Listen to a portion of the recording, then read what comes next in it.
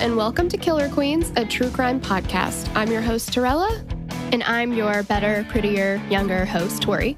We're sisters who are obsessed with true crime. And love gal-palin with you about cases. You can expect the occasional curse word, lots of Friends quotes, and all the 90s nostalgia. To get in on the conversation, check us out at killerqueenspodcast.com. You can also find us on Instagram and Facebook at Killer Queens Podcast, and we're on YouTube at Killer Queens, a true crime podcast. Okay, y'all, grab your Capri Suns or your Surge, and let's talk about some true crime. Hey there, ho there, how do you do? Howdy, y'all. I was doing more of like a Princess Diaries. I did. Hey Nashville. there, ho there, how do you do? This is Grove High saying hi to you. That's what they say? I think so. That's a lot of like using just the same words to rhyme. Yeah, they're like, what rhymes with you? You. Exactly. Oh my God, we could just say you again. Yes. Yeah. It's like there's a Golden Girls episode where Rose is talking about how she wrote the lyrics to their high school fight song or whatever. And it's like, go, go, go, go, go, go. And that's like the entire song. It's like so a funny. Tenacious D. They're like, it's just one note. And he's Will you like, bend it a little? yeah, but who wrote it with the bendy thing? I did that. Because he's like, anybody could write that. All these fucking naysayers, always naysaying. Exactly. I did the bendy thing. Yep. Okay, well, Now that that's taken care of. thanks for tuning in today.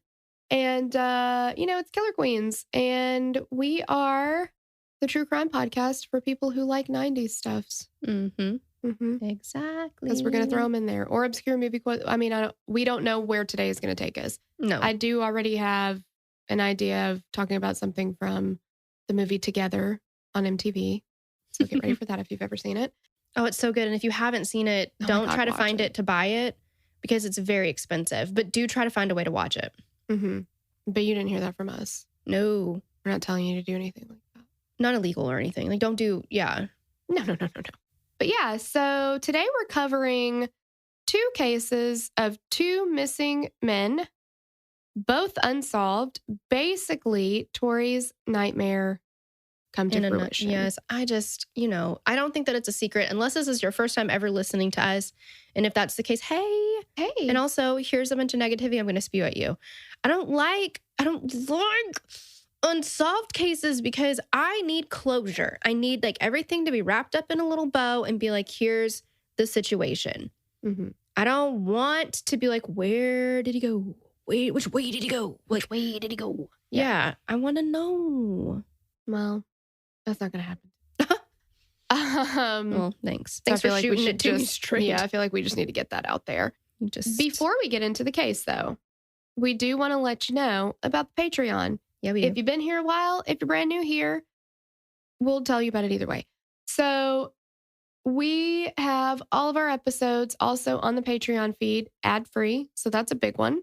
Yes, and let's get this straight here right now. All of our beginning episodes, like 1 through, is it 42? 44, I believe. 44. Mm-hmm. They're all on Patreon too. Yep, that's where you can find them. Yes. Because if we're I feel being like we leave honest, that out a lot. Yeah, we do. We didn't know what we were doing then, Mm-mm. I mean, we tried. Well, and you know what? There's a strong argument for some people to say that we still don't know what we're doing, but Well, sure. every day Really and every didn't know way, what we were doing then. we're getting better and better. Yeah. So those are there.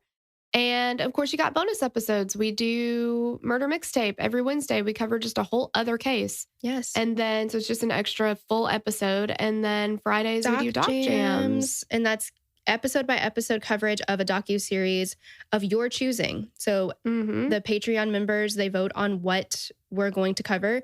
And you can very easily become a part of that conversation. And then whatever we choose or whatever you guys choose, we cover it case by case or episode by episode, So you don't have to watch it if you choose not to. You could watch along with us. Mm-hmm. That's an option too. Whatever you want to do, you do you. Yeah. You get to create your own Patreon experience. And It's like those then- Goosebumps choose your own adventures. Oh my God, it totally is. Yeah. And then we've also started doing weekly Facebook Lives. So we've got a free Facebook group. So if you're not a member of Patreon, ain't no thing. Head over to Facebook. It's Killer Queens Podcast Discussion Group. Mm-hmm. But we do also have a separate group for patrons, $10 and up. And in that group, I mean, it's just a more, intimate experience. We get to hang out more. We get to, kind of do some direct conversation a little bit more. So definitely check out those groups. You do have to be a paying member to get access to the other group, but the free group, anybody can join. You want to talk about cases, want to talk about 90s stuff, want to talk about whatever, come hang with us. Mm-hmm. Yeah, exactly. But basically, in a nutshell, to sum up, you look young. Mm-hmm. We're having fun, but there are multiple ways to be in the conversation, to be a part of the community, to get a bunch more content if you so choose. So, totes. Choose your own adventure. Exactly. Okay, so we're covering Brian Shaffer and Bryce Laspisa. These were both really heavily requested. I didn't realize that. So Brian Shaffer was requested by Chelsea McGravy Ray, Anna Wadsworth, Ashley Smith, and Autumn Hunt. And Bryce Laspisa was requested by Erica Canup, Joni Portwood, Christine Pledger, Sarah Ann Shake, and Verisa Cruz. So, hey girl, thanks to y'all. Yes, and we do have a few trigger warnings. So there's going to be discussion of suicide, alcohol and drug abuse, and mental illness. So if any of that is triggering for you or it's not your jam, that's totally fine. We'll just catch you on the next episode. Exactly. And a big hey girl, thanks to Sloan for writing this one up for us. You know what? I'm not in a place where I can thank her just yet because she knows how I feel about unsolved cases. I know it's not her fault, but I'm blaming her. She woke up today and she chose violence. That's her jam. Exactly. That's her journey. Yep. The way that she set this one up, and I like it. It's different because we are covering two. So it's not just like we're going to go through one case completely and then the next case. We're going to do kind of like the circumstances that each person disappeared under and the facts of the case. And then after that, we go into the theories. Because with both of them, there's going to be similar, not exact same theories, but just different ideas of was this on purpose? Was there foul play? So for each of those, we'll kind of go into each of them and what, could be or couldn't be kind of thing. Yeah. Sounds good. Kind of cool. Yeah. All right. So let's get started. All right. So we're going to start with Bryce Laspisa. Bryce Laspisa was born on April 30th, 1994, and he's the only child of Mike and Karen Laspisa. While he grew up in Chicago, Illinois, and graduated from Naperville Central High School in 2012, Bryson's parents decided that once retirement came, it was time to move to warmer weather. I feel like they retired early. Sounds like it. Because he's 19 when he disappears. Yeah, that's very true. I mean, and they would have to, unless they are much older than they appear. Yeah, that's what I was wondering, because I'm like, they don't look in their 70s by any means, so. And retirement age is 65? Yeah, typically.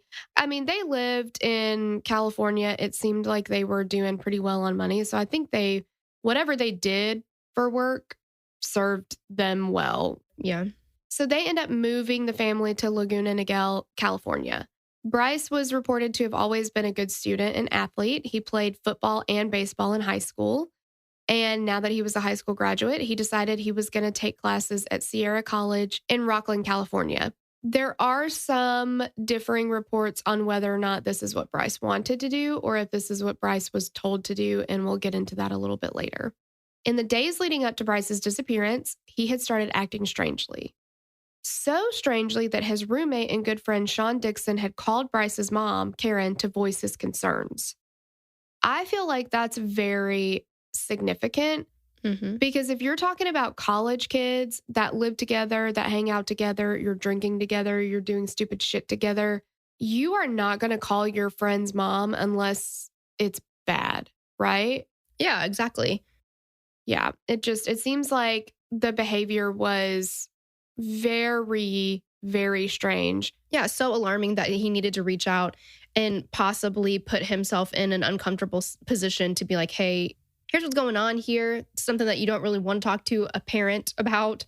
Yeah, because you don't want to get your friend in trouble. You don't want to make a big deal out of nothing. Yeah, you don't want to get yourself in trouble. It's like a lot of stuff. You don't want to piss your friend off if, you don't want it to be like, well, I thought something was going on, but I was wrong, Yeah, absolutely. It seems like a big deal. Yeah.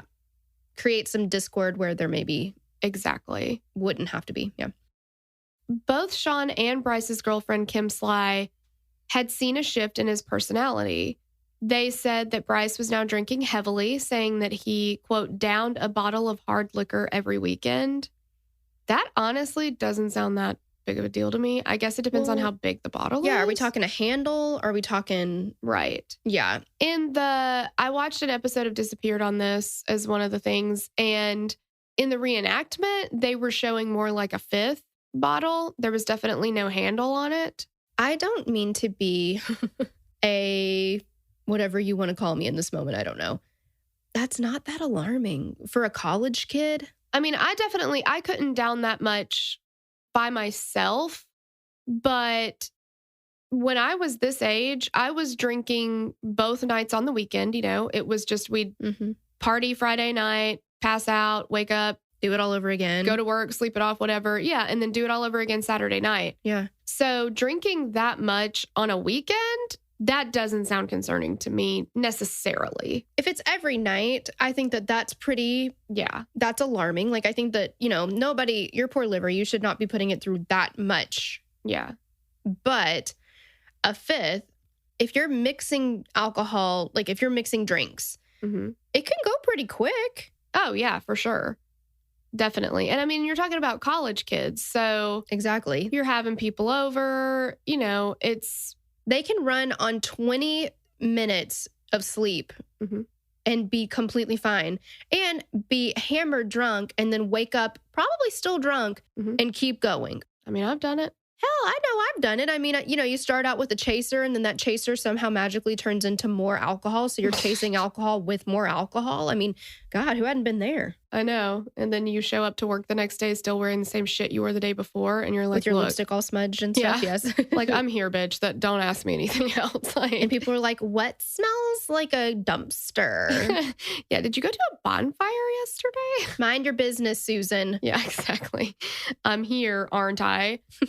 But Kim was also concerned about Bryce's drug habits. It was reported that he had started taking the prescription ADHD medication Vyvanse so he could stay up all night and play video games with his roommate and probably others online. Again, I say, as a parent, do I want my kid doing it? Nope. And did I go to college? No. Did everybody that my husband went to college with do that shit? Yes. Every single one of them. I think that you would be hard pressed to find this demographic without these sets of quote unquote problems or concerning behaviors. Yeah. Or habits. It's like, you're not going to go to a college campus right now and not find several kids who have a prescription for Vyvanse and then all the other kids that they're friends with that also take it, you know, because they're studying for a test or because it's fun. I mean, is it smart? No. Do they do it anyway? Yeah. Yeah, exactly. I mean, it happens. Yeah. I don't find that as like, oh my God, this is not heroin. Again, you shouldn't be taking it if you're not supposed to be taking it. But I just feel like it's a very normal behavior for college kids. Right. Is it right? No. Is it uncommon? No. Exactly. So the first day of his sophomore year was August 26th, 2013. Kim thought Bryce was acting erratically. Bryce's behavior got more concerning when he started giving away his possessions. So he had some diamond earrings that he had from his mom. And she said in the Disappeared episode that they were her diamond earrings that she had given to him. Why did she give them to him? Like, I've seen pictures of him wearing like diamond studs, you know? Oh, they're studs. See, that's the thing that I needed to know. Yeah, so I guess it was almost like a family heirloom kind of thing. And he wore them too. His mom said they were very important to him and he never would have given that away. Yet he did. So there's that. But he gave that stuff away. So I think he gives the Xbox to his roommate maybe. And I'm not sure who he gives the earrings to. But I mean, what does that tell you immediately? When you hear he's giving his stuff away, that says, I'm not planning on needing these. And that's either because of a possible suicide or a possible disappearing myself. Yeah. Especially, I can understand the earrings for sure from the mom's point of view, but an Xbox to a teenage boy? Exactly. That's a big fucking deal. Yeah. Like, sorry, Mom. I know that earrings were important to you and you thought he was going to keep them forever. But if he gets rid of his Xbox, you got some problems. Yeah, exactly. Like, there's something going on there. So then on August 28th, here's another thing that I feel like is concerning about this whole thing. This is over the course of days. This isn't just like he tried Vyvanse for the first time and started acting crazy that night. And then when he slept, you know, he would have, it wasn't just like one day. This is over the course of days. But around 10 p.m. on August 28th, he breaks up with Kim via text message saying that she would, quote, be better off without him. And he even says, like, you deserve better or something like that. So he breaks up with her. But then even though that happens, he ends up driving to her house that night. So it's 10 o'clock that he texts her. Then he drives 90 miles away to her apartment. So he gets there at like 11:30, something like that, or he's there at 11:30. That's crazy. While he's there, though, Kim is like, he's not acting right. And she didn't think it was safe for him to be driving. So she took his keys away. So then Bryce calls his mom and is like, Kim won't give me my keys back. She's upset that I broke up with her. And Karen talks to Kim and Kim says, no, there's something not right here. He's not acting right. I don't think he should be driving. I think he may have been drinking. I think he may be on medication. Like, I don't think that he should be driving. It doesn't feel safe to me. So Karen talks to Bryce and she's like, he sounded lucid. He sounded okay. She asked him if he wanted to come, if he wanted her to fly up there to go meet him. And he's like, no, don't do that. It's not that big of a deal, whatever. He's like, I'm fine. I do need to talk to you about something, but, you know, I'll tell you when I talk to you next, basically. And he's like, I don't need you to come up here. I'm fine. And she's like, Kim, give him his keys back. I have questions about that. Don't you think that if somebody called you, like say it was me, somebody called you and said, Terrell has not been acting right for a few days, you know, something's going on with her. She doesn't seem in her right mind, whatever all these behaviors are, saying that I'm acting erratically, blah, blah, blah. Then I drive somewhere 90 minutes away from my house. That person says, this is very strange behavior. I don't think it's safe for her to be driving a vehicle. And it's not just Kim saying this, right? It's Sean saying it too. And she already knew about this. Right. And then you're just like, well, she's fine. Yeah. I'm just like, well, I mean, we're just going to have to let Jesus take the wheel on this. We'll just see how it goes. No, I'm going to get your ass. Exactly. It's like, make sure she stays there. Thank you for taking her keys. I will be there to pick her up. Like, it just seems really weird that you would just be like, okay, we'll get back behind the wheel of a car then. That's not where that ends, you know? Like, it gets even crazier. Right, exactly. There's more to the story. Okay, so what happens after he leaves Kim's house? So he leaves her house around 11:30, same night, or 28th. Everyone thought that he was going to go back to his apartment because he tells his parents, or tells his mom, he's going back to his apartment. That's what's going to happen. But when he leaves Kim's house, he texted Sean, I love you, bro. Seriously, you're the best person I've ever met, and you saved my soul. That's worrisome. Definitely, because that sounds like a goodbye. Yes, very much so. He hopped on the I-5 as if he was heading towards Laguna Niguel and his parents' house. And this is an hour and a half after leaving his girlfriend's house. And that's another thing. Like he's spending a lot of time getting to where he's going. Yes. So then around 1 a.m. on the 29th, Karen missed a call from Bryce that was later found to have pinged about an hour from his apartment. Karen had thought that he was just like calling her to tell her that he was back at his apartment. And they wouldn't hear from Bryce again until after 11 a.m. And this is 10 hours after the missed call and almost 12 hours after leaving Kim's house. Yeah. So now we're like 3 to 4 times the amount of time it should have taken him to get somewhere. Absolutely. At about 11 a.m. or 12, Bryce called his parents and told them that he had used their roadside assistance plan about around 9 a.m. because he had run out of gas. A guy named Christian from Castro Tire and Gas delivered 3 gallons of gas, and Bryce charged his parents' credit card for $20 for the gas. Bryce was in Buttonwillow, California at this point, and if he had continued on the path to his parents' house, he would have arrived, like you said, 3.5 hours later. But that ETA comes and goes, and he didn't show up. And at this point, he's not answering his cell phone. So Karen decides that she's going to call Christian, who delivered the gas, and see if maybe he could just drive to where he had taken the gas and see if Bryce was gone. Christian was like, yeah, I'll do that. No big deal. So he drives there, and Bryce is still in the same exact spot. Like, has not moved. He's still in the driver's seat. He's just sitting there awake. Just sitting there. Just sitting there. So Christian asked Bryce, like, what you doing, buddy? And Bryce is like, nothing. And Christian's like, okay, well, he seems fine. Like, his eyes are a little red, but otherwise he seems fine. But he's just sitting there. Right. I mean, of course, like, we're not coming for Christian because what can he do? He doesn't even know this man. Oh, right. Yeah. Christian is an amazing human being, by the way. He's like a hero. Right. To drive all that way to go. Yes. So again, Bryce should have been home in about 3 hours. It doesn't matter if he's just sitting there, whatever time he ends up leaving, he should be there in 3 hours. But this is 6 hours later, still not home. So Karen calls the police and she reports him missing. This is 18 hours after leaving Kim. And we also have to think about, is he awake this whole time? Right. Nobody who contacts him finds him sleeping. Mm-hmm. We don't have any reports of anybody being like, there's a guy asleep in a parking lot.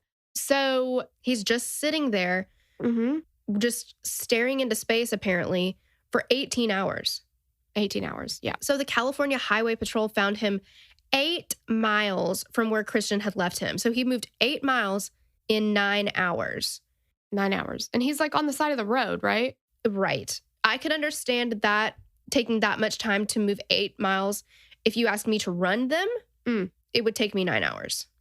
Sure. Not going to get there in any quicker than that. But in a car, that's insane. So, yeah, it's like literally he gets on the car or he gets on the road and he starts driving and he's like, nope. And he just pulls over like, yep. Yeah, exactly.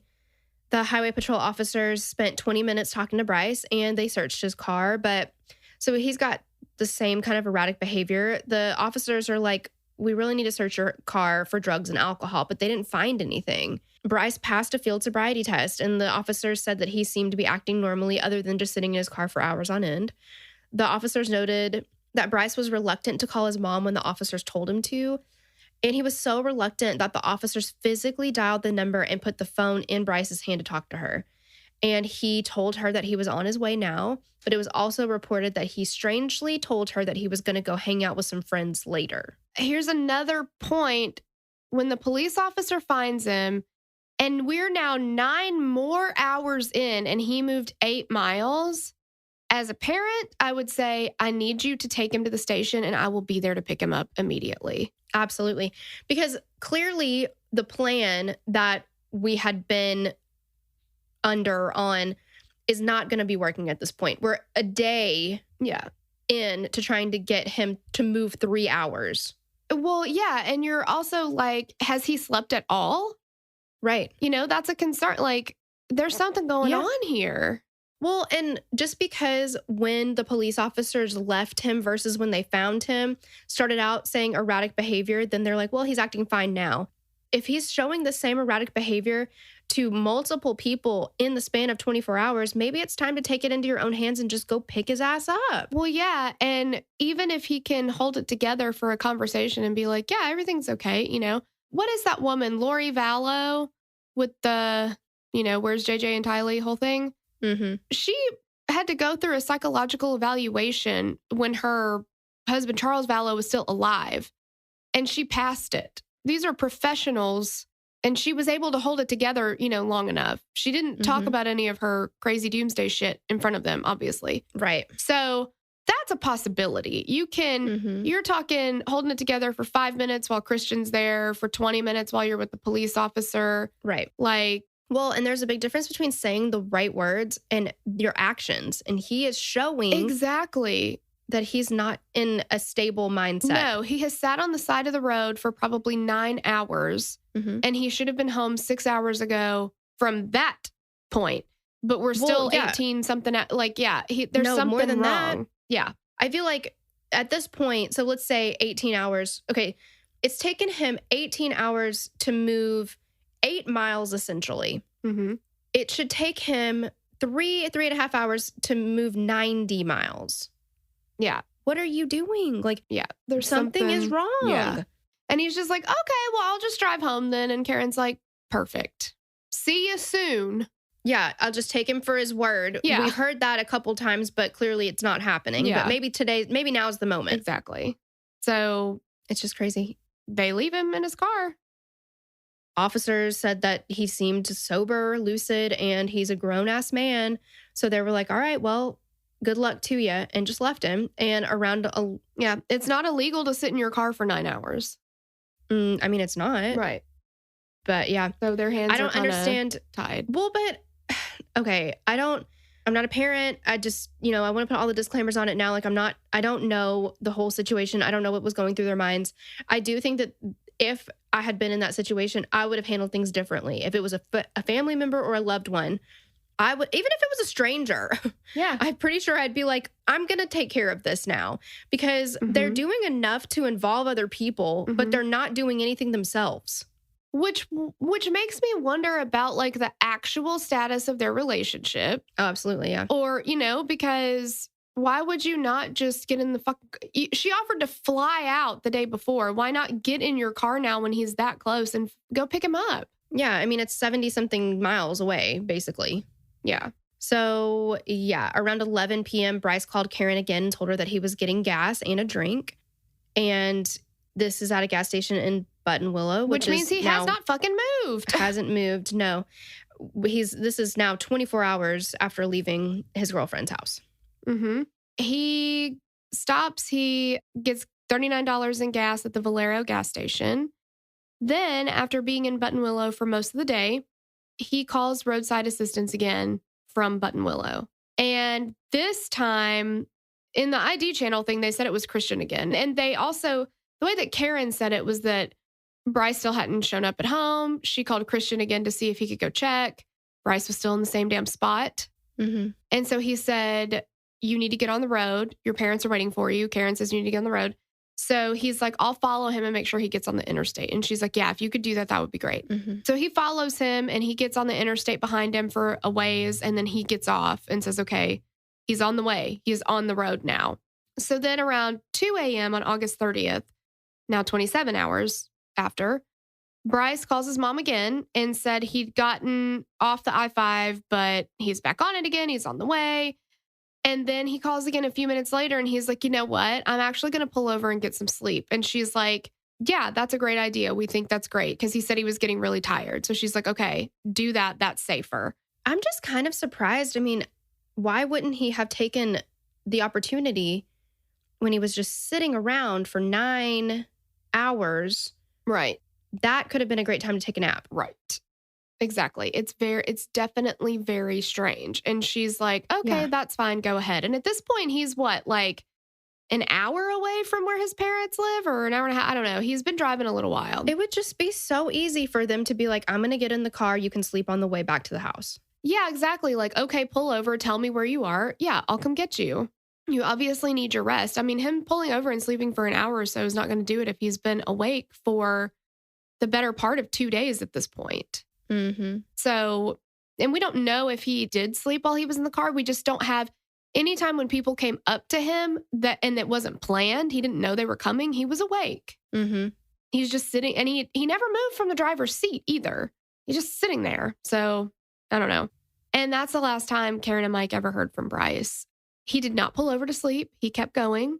He drove to an area called Castaic Lake. His 2003 Toyota Highlander is caught on CCTV footage passing by the same place at 2:15 a.m.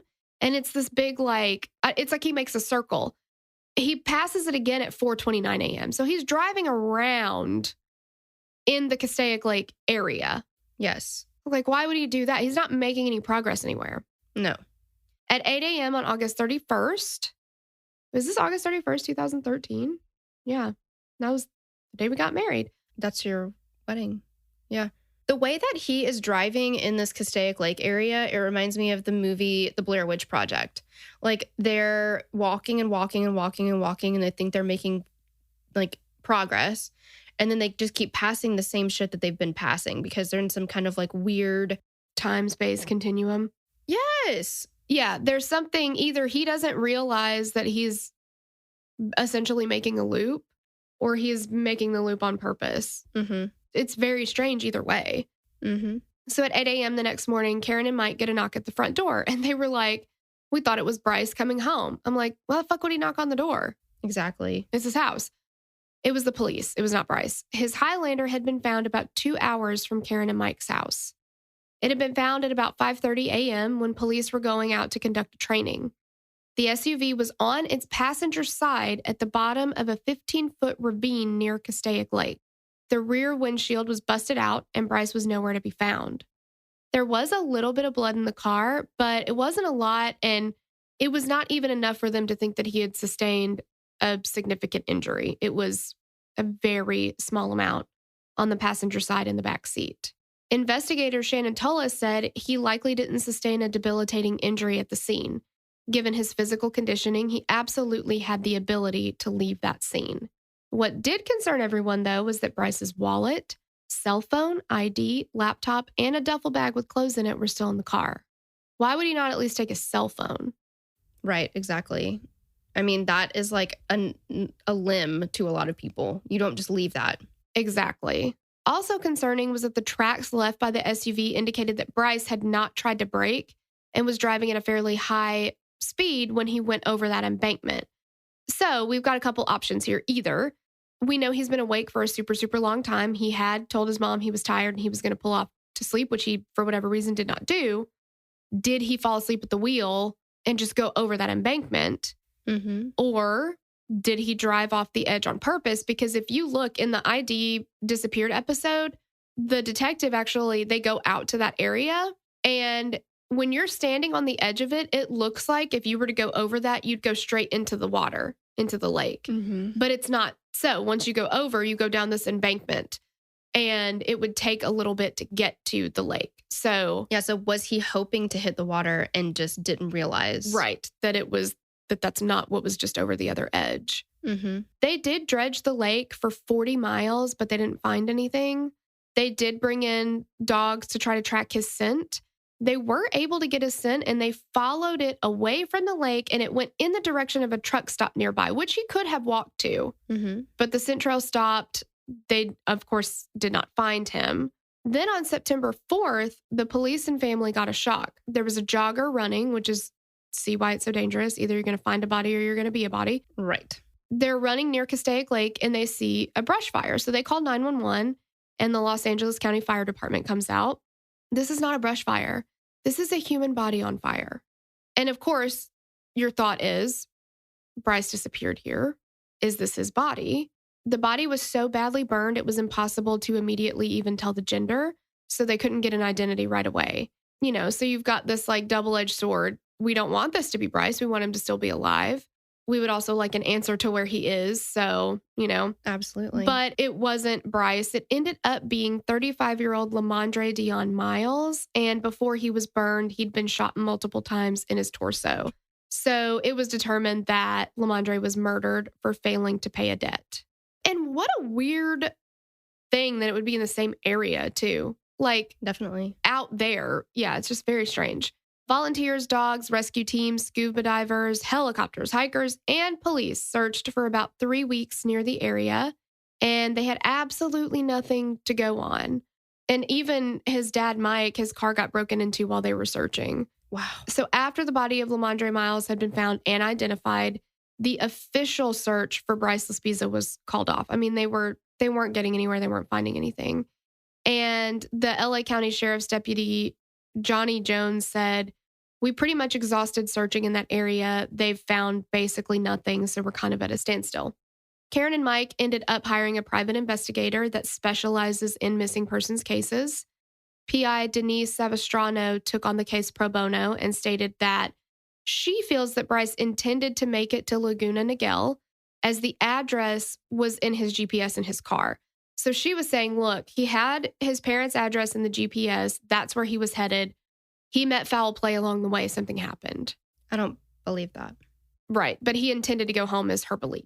I don't believe that. I'm not fully convinced of that. Well, I guess we can discuss later, but I think that it would be a good way to cover your tracks to make it seem like that's what you were trying to do. Yeah, exactly. That's exactly what somebody who is not meaning to go home would say. Like, yeah. Mm-hmm. But they've not been able to find anything. They don't really have any clues. They've never, from what I understand, they've not come across anybody at the truck stop that said, yeah, I saw him or anything. And he's got bright red hair. He's a pretty distinctive. Yeah. He's got very like a squared jaw, like bone structure. He's very distinctive. So I think it would be hard to miss somebody with that bright of hair. And Karen said it's gut-wrenching every day not knowing. It's a living nightmare. It's just been difficult because there has been no news. We continue to have hope that Bryce will be found. So we're going to get into the theories and everything after, not wrapping up, but you know what I mean. Like, we're going to talk about Brian Shaffer right now, though. Yes. So Brian Randall Shaffer was born on February 11th, 1979 to Randy and Renee Shaffer.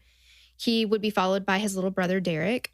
Brian grew up in Pickering, Ohio, and graduated from Pickering High School in 1997 and went off to Pickering 10. Oh, Pickering 10. Sorry, I'm thinking, in my mind, I'm going to My Fair Lady. The guy that helps Eliza become a lady. I don't remember his name. But his name was Pickering. Oh. Yes. So, Pickering 10, high school in 1997 and went off to Ohio State University. Brian graduated with his bachelor's in microbiology in 2003, and by 2006, he was in a second year of medical school at Ohio State. He was in a serious relationship with his girlfriend, Alexis Wagner, and she also was a second-year medical student at OSU, and the two were called, quote-unquote, inseparable. Alexis was sure that he was the one, and she told Dateline, like, pretty much since day one, I really thought of him as kind of the love of my life.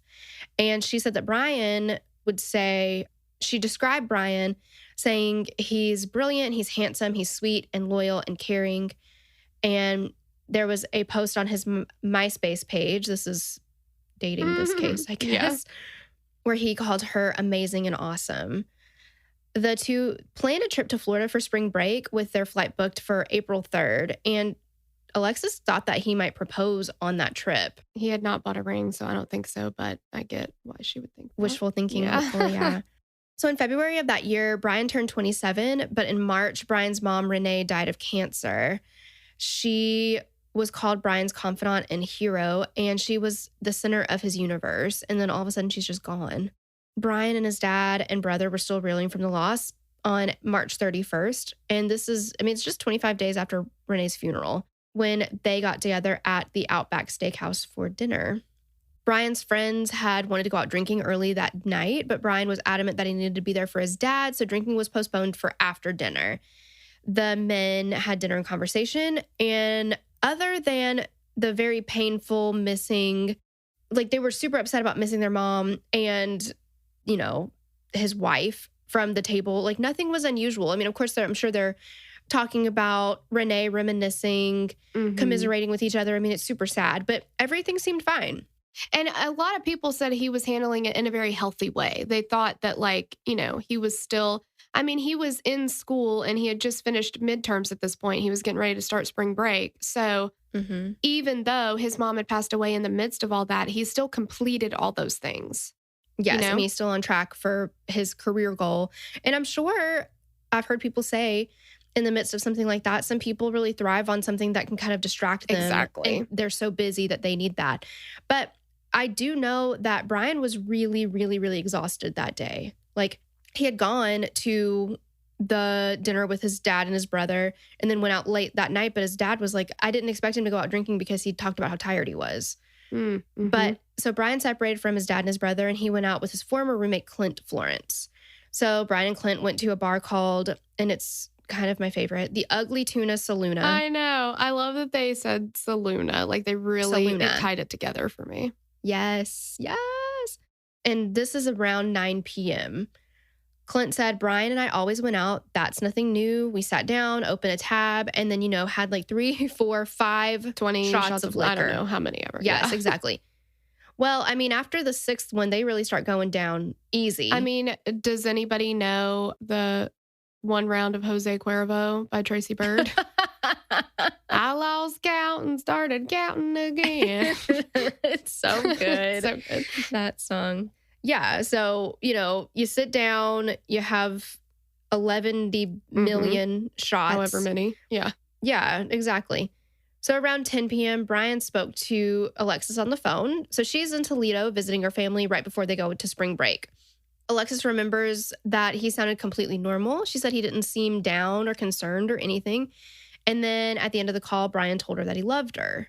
So tell us what happens after this. Yeah. Okay. So Brian and Clint end up meeting up with one of Clint's friends, Meredith Reed. So they're bar hopping. At this point, so they start out at the Ugly Tuna.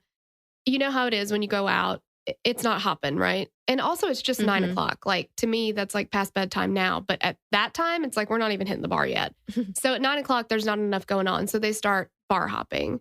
They do more shots. Meredith offers them a ride back to the Ugly Tuna. So all three of them go back to Ugly Tuna and they're seen on CCTV footage outside the bar. In the footage from 1:15 a.m. on April 1st, Brian can be seen leaning against the rail of the escalator outside the Ugly Tuna, and he's riding up to the second floor bar. So what was happening during this time is they're kind of redoing this area because it was kind of a bad area. They're trying to make it nicer. So there's all of these things, like there's some construction going on and stuff like that. But this bar, you've got to ride an escalator to get up to it. And there is a camera at that entrance/exit. There's another back entrance/exit for band members or staff, but there is supposed to be a camera there too. There's also some cameras inside the bar. But anyway, we see him coming in. And Clint said Brian was doing his usual thing and he was talking to those two girls. So the two girls that he's talking about are friends of Clint's, and they're seen talking to Brian on another appearance on the CCTV footage. And this is about 1:55 a.m. in the footage. It looks like Brian says goodbye to the girls and he walks away. Now, according to some information that I've seen, he puts his number in one of these girls' phones and is talking about meeting up with them later. And I've heard too that he kissed her on the cheek. There's definitely flirtation. Some flirtation, yes. And had his girlfriend seen it, she wouldn't have been too happy about it. Not even a little bit. For sure. And it's crazy because he's like getting ready to go out of town with her. Right. But you're supposedly. But you're drinking this much. Oh, sure. I mean, like inhibitions out the window. Shit happens. Yeah. Yeah. I mean, I would think that since she never saw him again, like that would really fucking suck to hear all over, the news and stuff. Like, oh, yeah, he gave some girl his number and was supposed to meet up with her later, maybe go home with her, like maybe kissed her on the cheek. I mean, that sucks. Clint said that he and Meredith saw Brian again at the bar. It was about 2 a.m. at this point, and the bar it's closing time. You don't have to go home. You can't stay here. Get out of here. Exactly. So they told him that they were planning to leave. And there's two different things that he supposedly, and we're just saying that to piss Sloan off. We know that's not how you say it, that he supposedly told Clint and Meredith. One was that he had to go pee. So he was going to go back in and pee. The other was that he wanted to go talk to the band. There was a cover band there that night. Brian was very into playing guitar. He wanted to go say something to them. Either way, he goes back in. Clint and Meredith do not go back in because it's closing time. They wait for him a while, but he never comes back out. And they're like, I mean, how many times are like a lot of people give Clint and Meredith shit for leaving him there. I have had so many situations when I used to go visit Andrew in Knoxville where I would be like out with the girls or whatever. And, we'd all be hanging out or whatever. I'd go pee or something. And then all of a sudden I'd be like, I'm going to go back to the apartment now.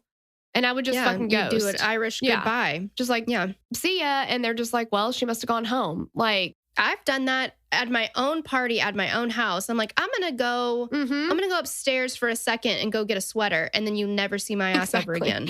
Passed the fuck out. It's like when you just hit that point, you're just like, done. I'm done. I'm just going to walk home. I'm going to go, like, whatever. I'm done. And it wasn't outside of the realm of possibility for him. Like some people, you could say, oh, I have eyes on them the whole time. It's very weird that I never saw them again.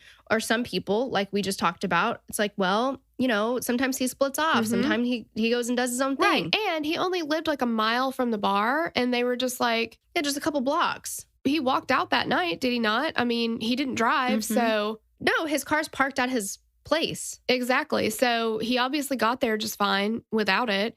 And in some places, like I know in Knoxville, they had a bus system called the T. So like if we were if I was at some of the, like my girlfriend's apartments, we'd take the T to the downtown, like to the strip. And then if we left down to Tin Roof, and then if we left early enough, we could take the T back or we could walk. But the tea bag, teabag and I know we teabagged the shit out of them, didn't we? But, so there might have been something like that, he could have relied on or whatever. Either way, they were like, he's 27 years old. He can leave if he wants to. Like, we just assumed that he was just like, all right, I bounced. Done. Yeah. I mean, Here's another thing that I hopefully am going to get Sloan with. I watch a lot of Real Housewives, and there's one Real Housewife that can't seem to say the word appropriate correctly. But was it appropriate to be flirting with these girls? No. Is it appropriate? Oh, see, I can't even do it. Is it appropriate to leave you're hanging out with your friends, leave without saying anything to anybody? Not exactly, but people do it. It happens all the time. I mean, yeah. And when you're drinking that much, there's a lot of stuff that just you probably wouldn't do when you were sober. Like, probably when you're sober, you'd be like, hey guys, gonna head out. So good seeing you tonight. Like, whatever. Yeah, I'm really tired. I think I need to get home. But when you're super hammered, you're just like, fuck it, I'm leaving now. Like, whatever. Exactly. I have literally tried to lay down in a fucking gutter and go to sleep walking home. After it took you 2.5 hours to put your shoes back on. That was a different night, but yeah. Yeah. Thank God for that hot dog stand, man. I know. But we've all been there. Like, there was a night that Andrew and I were walking home from bars, and I was shit-faced drunk. And for whatever reason, I mean, I was just like, I was so tired. And I was like, I can't do it anymore, dude. I can't do it anymore. And he's like, oh my God, we're like 2 blocks away. I'm like, nope, this is where it ends for me. And I laid down on the ground. Somebody pulled your power cord. Yes. And he was like, bitch, get up. Like, what are you doing? Like, I mean, it happens. So. Well, and for me, if I have been out and then somebody's driving my ass home, the ride from wherever we were to where we're going, that's when my shit canned ass is like, this is it for me. I'm living now in the car. I've left you in the car. Yeah. I know you have. Well, she's just going to sleep here tonight. I don't know. And that's fine with me. I'll come in when I'm ready. Like, yeah, this is it for me. So obviously they leave because they're like, well, I don't know where he went. I mean, they did try to call him. He didn't answer. And everybody, I mean, they were closing the bar down. They were telling everybody, you can't go back in now. It's closed. So yeah, I think it'd be a much more alarming thing for them if he had done this at 10 o'clock that night. Right. Yeah. I'm just going to run back in. But now it's closing time. Shit gets hectic at closing time sometimes where you're just like, you get separated. You got to find each other later. It's like a whole thing. They keep calling him. Alexis called him on Saturday too. He didn't answer. He never called back. By Sunday, she's freaking the fuck out. And they're leaving town the next day. Their flight's on Monday. And she's like, hello? Like, how are we going to go on this trip? So by now, his dad is trying to call him too. They're not getting any answer. Sunday night, Alexis goes to Brian's apartment, hoping that she'll find him there. Maybe he's just not answering. Maybe he's pissed off or something, He was not there. And she would go every day for the next several weeks. And she said she would just lay there in the middle of his bed and sob, which is so sad. But obviously he wasn't there any of the times. But the thing is, all of his shit was there. This is, again, everything that belonged to him. His guitar was there, which was like one of his prized possessions. His apartment was completely like untouched. It was like he was planning to return a couple hours later. Yeah. I mean, he left with what he had on him, clothes on his back. That's it. Exactly. So the day that they're supposed to leave on their flight, Monday, April 3rd, comes and goes. He's not there. He's not answering calls. So he's reported missing at this point. A search started at the city level to find Brian or any clues about his whereabouts. Like we said, his car was in the parking lot of his apartment complex. They checked dumpsters and sewers. The Ugly Tuna was searched top to bottom in every single corner. I mean, they tore that place apart. They did not find him. Officers checked hospitals and homeless shelters. They checked landfills and riverbanks and even had their 50-plus officers working in concentric circles, which is how you apply the marshmallows for the yams. You want them in concentric circles. No, you want them in concentric circles. And they started the Ugly Tuna and went out knocking on doors. Both of the exits at the bar were covered by surveillance cameras, just like the escalator. The only way out of this place where you wouldn't be caught on camera would be through a part of the building that was still under construction. I have heard differing reports about how, quote, under construction this was. I've heard that it was heavily under construction, which is what Sergeant John Hurst said. And he said it would be difficult to maneuver sober. I've also heard that it was pretty much almost finished and that they just had plywood covering the walkway so that you didn't fuck it up. You would think that if it was so heavily under construction that it would be difficult to maneuver sober, and this is outside of a bar, that they would just close that exit off. Exactly. That you wouldn't be able to get out that way. Yeah. So, I don't know. Everyone in Brian's life agreed to be polygraphed, except for Clint, who was advised by his lawyer not to participate. And Clint's attorney said he doesn't have anything to hide, but he's given the police all the information that he has. I don't love that. I don't know. It's such a 50-50 for me, you know? Like, I would say to somebody now in that situation, if you came to me and was like, holy shit, I went out with one of my friends last night and now she's fucking missing and the police want to give me a polygraph, I would say don't take it. Yeah. It can only hurt. It cannot help. I get it, but I mean, it doesn't look great. It doesn't look great. Well, and it reminds me, and I don't know if this is even fair to make the connection, but that one Unsolved Mysteries where the guy gets, Yeah, and you know, the further out I get from that, I think that he was unfairly painted. I do too. Yeah. But I'm just saying, like, you know, when you hear those things, it's easy to be like, well, hang on. Your initial thought is... red flag. Right. What are you trying to hide? Exactly. Yeah. Now, Brian's family, for whatever reason, Randy, his dad, and Derek, his brother, were very outspoken from the get-go that they felt like Clint murdered him or that Clint had something to do with it. So I wonder if that's the reason he got the lawyer, because he was like, I'm afraid I'm going to get accused of this and I had nothing to do with it. And his lawyer was like, do not take that fucking polygraph, because his family was pretty out there about that for no reason. They also, his dad apparently referred to the two girls that Brian was seen talking to as whores. Oh my. And he was just like, no, he wouldn't talk to other girls. He had a girlfriend. He wouldn't drink that much. Okay. I mean, I understand. Those are, you know, but that's the thing about going missing or being murdered is like everybody has their shit and it's going to come out in an investigation. Right. You know? And it kind of has to. I mean, that's because we need all the information that we can. Exactly. To try to paint the whole picture. However, I do think that, I mean, his dad is going to want to see him in the best light possible. I don't think that drinking and going out and having fun, I don't think that's a bad thing. There's no reason for any judgment there. Right. But for him to just completely negate it is kind of ridiculous because that's facts. Right. Yeah. His dad seemed to not accept the fact that Brian was very drunk that night. And he was very drunk. If you look at that CCTV footage, he's kind of swaying. He's drunk. And everybody around him said he was hammered as fuck. Well, yeah. If you have as many shots as he's taken in that first Ugly Tuna Saloona, you're going to be pretty lit. Exactly. And then he went at, that was just the beginning of the night. Exactly. Yeah. And that's common in a college town. You're going out, you're drinking. I mean, it's Friday night. Like, who cares? Exactly. That's how it goes. Like, you know, and I get that's, you know, that's hard. You want your kid to be seen in the most positive light, especially on the news and stuff. It does not make him a bad person to go out drinking. And it doesn't make him a bad person to flirt with another girl when he has a girlfriend. Is it ideal? No. Does it happen? Yes. That is why I don't need the details of every time my husband ever went out when he was in Knoxville and we were dating. I don't need to know that shit. Did I let guys buy me drinks? Absolutely. But you know what? That's just free drinks. Well, of course it is. I'm like, yeah, never going to talk to you again. Thank you so much for that. Bye-bye. Like, whatever. Yeah. But, you know, people just, they get more flirtatious when they're drinking. Like, absolutely. That's just human nature. Exactly. It happens. I mean, is it ideal? Is it the best look? No. Is it human? Absolutely. Those two girls that he was seen talking to, though, they were friends of Clint, so they were able to identify them. They were questioned. They were cleared. Now, here's another thing.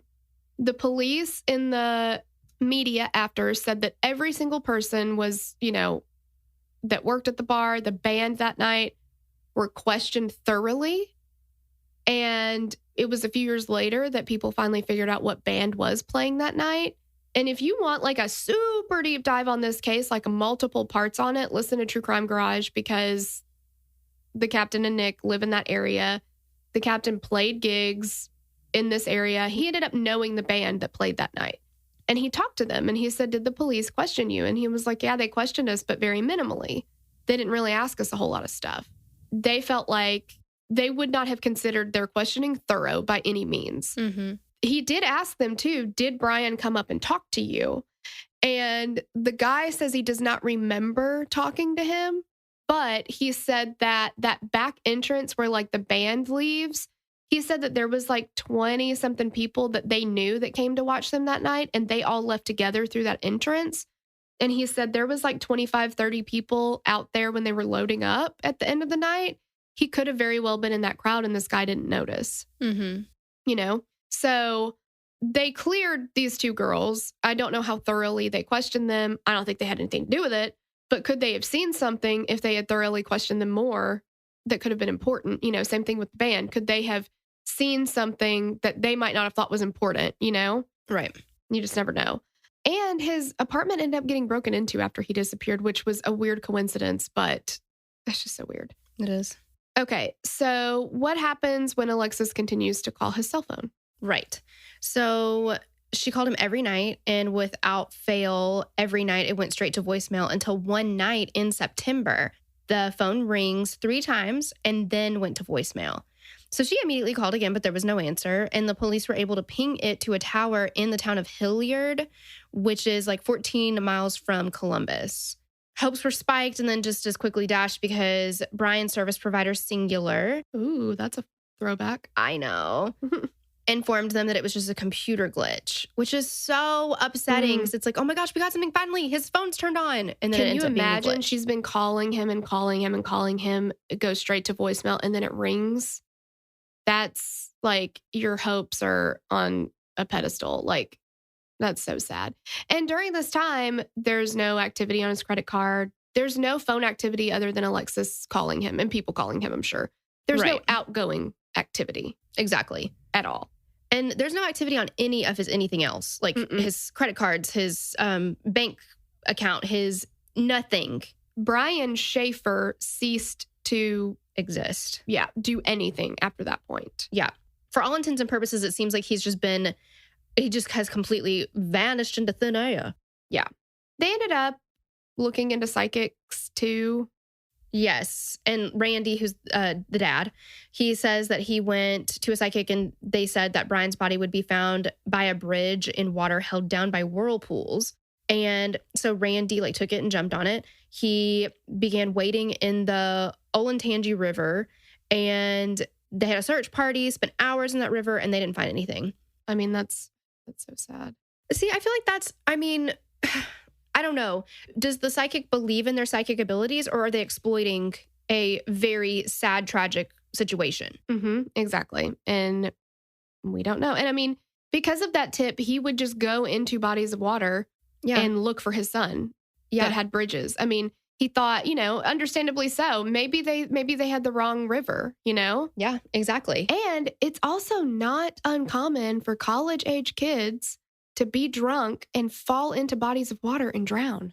We used to work with a girl that exactly that happened. It was on a houseboat, but still. Yep. Yeah. But yeah, these kids walk in, from campus bars to whatever. There's a river nearby and they fall right in. I mean, it's horrific. It's so sad. Yeah. You're not the most stable in that state. Right. So it can happen. And when you've been drinking, especially at night when it's very difficult, during the daytime, you're going to see the light at the top of the water. That's going to help orient you. You are not oriented, and many people will continue swim down instead of up. Swimming down further because they don't know which way is up. It's very sad. It's very, very dangerous. Yes, it is. Have we done a lot of dangerous shit? Yes. It's just now that we're old, we can look back on it and be like, the fuck were we thinking? Yeah, thank God we dodged all of that stuff and made it out somehow on the other side. Exactly. His favorite band was Pearl Jam, and he had a Pearl Jam tattoo on his right bicep. And Pearl Jam ended up hearing about his disappearance. And when they played in Cincinnati, Eddie Vedder, who Sloan said the lead singer Torella, I did not know that, would take the opportunity in between songs to talk to the audience and ask them to report any information they had. I love it when celebrities and bands do that. So his dad, Randy, was still dealing with the death of his wife of almost 29 years when his oldest son disappeared. When Renee died, Randy said that he couldn't bring himself to touch her things. He said that the same was true after Brian disappeared, and I can't imagine. I can't understand because, I mean, we've never experienced anything like this, thank God, but, it's hard to sometimes maybe think about putting yourself in their shoes, but I know that Miss KB has recently lost a dog, and when I went over there, he was like, you have to take all of her stuff. I can't. Yeah. It's just, I can't imagine. I cannot imagine. I can't imagine at all. And he just felt like, obviously, he says, the same thing. The hardest part is not knowing, it's never easy to lose somebody you love, but literally have no idea what happened to them. No. I can't imagine that torture. No, because I think that, I don't think that you ever get over it, but there's the finality of it. You can close that chapter and be like, yes, it's going to take maybe the whole rest of my life to get to a place where I feel like I'm good with it or have accepted it. But if you never get that chance, exactly. How can you? Yeah, it's a gaping hole. Yes. So awful. I just cannot imagine. So they watched that surveillance video over and over and over and over. And the detective on the case said that he watched it so repetitively and said that he can say with 100% certainty that Brian Shaffer did not go back down that escalator. He feels that he was able to account for every single other person. So he either is still in the ugly tuna in the walls somewhere or something, right, or he had to have left from that back entrance. He left a different way. So that's what I'm saying. If we know from the band that they had a shit ton of people there, that they knew to watch them, that left through the back entrance with them, Detective Andre Edwards, you cannot tell me you saw them go down that escalator because they didn't. No. So how many people did you account for? Initially, the police did not acknowledge that there was surveillance video of the back entrance, and then later they did. So I don't know if he's saying I accounted for everybody front and back, but he says down the escalator. Right. I don't know. Over the years, tips have come in and have been looked into, but just turned out to be dead ends. One time, a woman in Michigan was at a local drive-thru and was waited on by a man that looked a lot like Brian, and his name tag even said Brian S. Oh my God. So the woman called the police, and good, you should. You should. They went to the restaurant, and the owners claimed that no one worked there named Brian. It wasn't Brian Shaffer after all, and once again, everyone was back to square one. I think that if he had disappeared, he wouldn't use the same name. I would think not. But if he disappeared himself, Yeah. Then on September 14th, 2008, Randy was in his backyard during a crazy windstorm, possibly picking things up when a limb was whipped off a tree and right at Randy. The impact killed him, and he was found in the yard by a neighbor the next morning. God. Is that not insane? It is. That is like the definition of freak accident. I know. Final Destination, man. That's what I was going to say. Yes. This is so crazy. Like death was out to get him. Yes. So there was an online guest book for the funeral because people were like, look, if Brian's still alive and his dad's funeral happens, we think he'd show up. He'd do something, There was an online guest book and someone left a post. I miss you, Dad. Love Brian. Or to Dad, love Brian. And then in parentheses, it says U.S. Virgin Islands. There's been 2 versions of it reported. The post was investigated, but it turned out to be a very cruel joke and was posted from a public computer in Franklin County, Ohio. Why are people so awful? That shit makes me so angry. Like, to call it a joke is not even fair. That's not funny. No. It's not funny. Like, what kind of person are you to be like, oh, this guy died? I remember his son went missing a long time ago. Let me pretend to be his son and leave a comment and make people think he's still... Like, what? What the fuck? Yeah. How can you possess anything inside of you to make you think that that's okay? It's like completely, I feel like they're sociopaths. They cannot put themselves in somebody else's position or understand the empathy that you would need to be like, that's not an okay thing. You know what I mean? Like, because all that's going to do, look at all the man hours and the hope and everything that's wasted on something just so you can get a laugh. Right. And like, what kind of person are you if that's what's going to make you laugh? Ugh. Absolutely. Absolutely. It is. So obviously that didn't go anywhere. It was a hoax. There was a tip that came in that showed a picture of a homeless man in Tijuana. The FBI investigated that. They found out that it was not Brian Shaffer. The guy does look like him, but it was found to not be him. I'm sure he's like, can you just leave me alone? Yeah, like, just leave me alone. Yeah. Derek is the only Shaffer left at this point. He does not talk to the media. He's trying to move, or he was at that time trying to move on and get married to his girlfriend. Alexis Wagner went on to graduate and get engaged, and Clint ended up moving to Tennessee. So I don't know. Maybe we know him. Yeah. We don't know him, but maybe we've seen him. Well, I only know one Clint. Well, that's not true. I know 2 Clints. One is the country singer Clint Black, and the other one is a childhood friend that I'm pretty sure is not the same Clint. So yeah, unless he's living a double life. Could be. We don't know. You don't know everything about him. No, that's true. I think I'm going to need to do some investigating. Okay. Clint, we're out for you. And so the next thing that we'll talk about are theories. And as you can see, we've talked too much. So we're going to have to make that a part 2. Yeah. Sometimes this just happens. Like, this is the part of the journey that we could not have never seen coming. I think that we knew deep in our hearts if we were really being honest with ourselves, but here we are. Mm-hmm. So, surprise, this is going to be a 2-parter. Yep. If you are a patron at any level, you have part 2 waiting on you right now, ad-free. It is just sitting Waiting there in the wings. Yep. If you are not a patron, ain't no thing. Check it out next week. Yeah, no big deal. Everything's fine. Yeah, but we'll go through some theories. We'll go through some other information that isn't as widely reported. So definitely check it out. Yes. Thank you so much for listening, and we'll catch you on the next episode. Bye. Bye. Okay, guys, before we leave you for the week, we want to do some shout outs for some of our newer patrons. Hey Girl Thanks to Sydney Beatty, Catherine B. Corwin, Sarah Jackson, Caitlin, Brittany Busick, Ellie McQuiston, Allison Thomas, Kristen Wilson, Amelia, Emily Young, Catherine Wilder, Ireland Christensen, Chloe Kogavin, Amberlyn Ditto, Michelle Rice, Casey, Megan Collins, Marianne McGraw, Leslie Zimmer, Angel Curran, Kate Simpson, Charlotte Stemp, Jill Stouffer, Susan Wilson, Nina King, Ben and Mel Burrows. Mel, yay, you're so sweet. Yay, yay, yay. Julie and Jillian. Ooh, sounds like a show. I know.